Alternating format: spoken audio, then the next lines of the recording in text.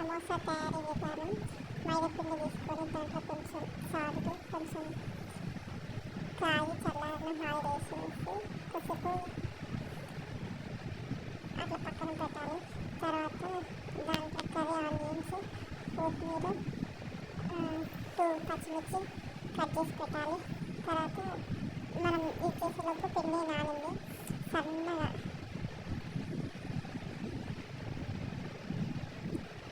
చపాతీ పిండి సన్నగా వచ్చేలాగా చేయాలి.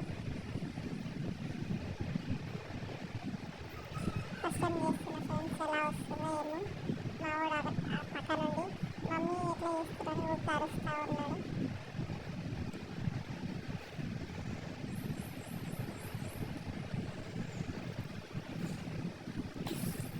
దాన్ని పొడిపిండి వేసుకుంటూ సన్నగా ఇట్లా ఎంత సన్నగా కుదిరితే అంత సన్నగా చపాతీ చేయాలి. ఇట్లా సన్నగా చేసాను. ఒక 6-7 దాకా వేసాను. ఇట్లా సన్నగా ఇంకా కుదిరితే ఇంకా సన్నగా చేయాలి.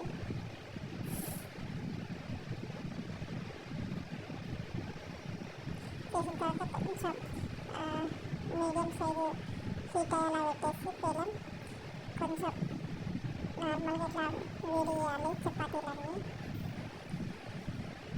చేసిన తర్వాత చుట్టూ క్రాస్ ఉన్నాయన్నీ కట్ చేసేయాలి.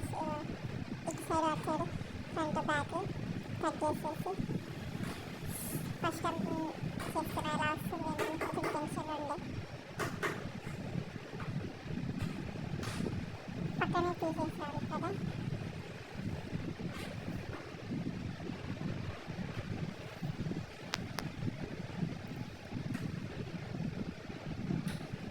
ఇప్పుడు కట్ చేసి మనం ఆయిల్లో ఫ్రై చేయాలి.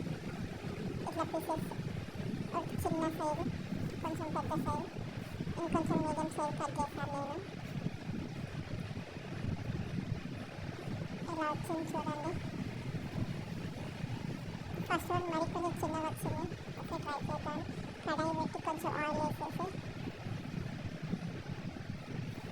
ఇలా ఆనియన్, కొత్తిమీర, పచ్చిమిర్చి, కొంచెం కారం, లైట్గా ఉప్పు వేసేసి మిక్స్ చేయాలి. తర్వాత ఇందాక మనం సైడ్లు కట్ చేసాం కదా, అది ఆయిల్ ఫ్రై చేసి తర్వాత దీంట్లోకి మొత్తం ఇట్లా స్మాష్ చేసేయాలి. ఇది సమోసా లోపల పెట్టడానికి.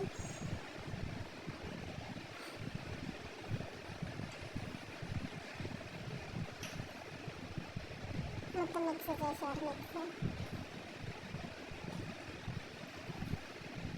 తర్వాత సమోసా చేయడానికి మైదా పిండిలో కొంచెం వాటర్ వేసేసి అట్లా మొత్తం కలిపేసి పెట్టాలి.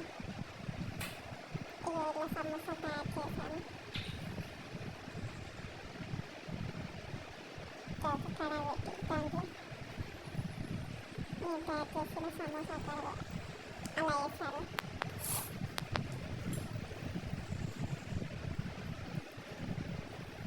ఎలా వస్తుందో ఏమో. మా చిన్నడేమో అయ్యిందా మమ్మీ, అయ్యిందా, స్మెల్ వస్తుంది మంచిగా అడుగుతుంది. ఫస్ట్ ఒకటి వేసిన తర్వాత 3 వేసిన.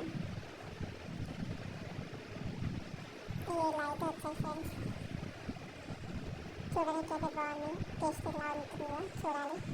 ఇది ఇలా అయింది. ఫైనల్గా నేను ఒకటి తిన్నా, చాలా బాగా వచ్చింది.